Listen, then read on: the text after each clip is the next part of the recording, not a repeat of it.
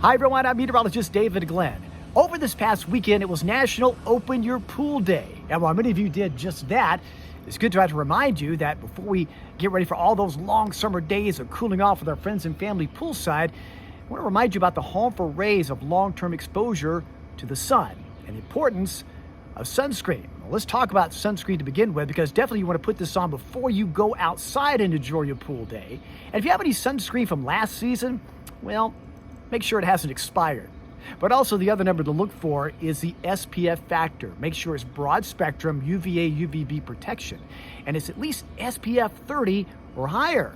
The higher the number, the better the protection. Now again, many of these sunscreens are waterproof and sweat proof, but they don't last all day. So if you've been out in the water or sweating, you definitely want to reapply it for about an hour and a half. And also, sunscreen does have its limits. Again, it just kind of filters the sun. You need to take some time away from the sun. Shield yourself from it. A poolside umbrella is a great way to do that. But if you're going to be in the water with your head exposed at all times, consider a baseball cap.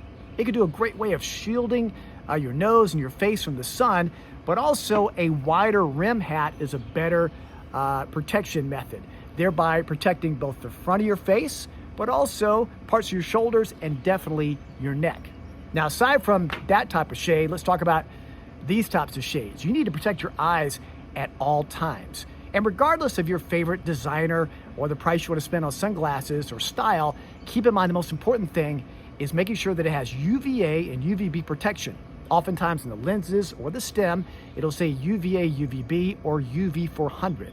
And make sure you have these on basically at all times, limiting the exposure to the sun. So again, let's get forward and get ready for a long summer season of fun, but let's also make sure we're doing it safely.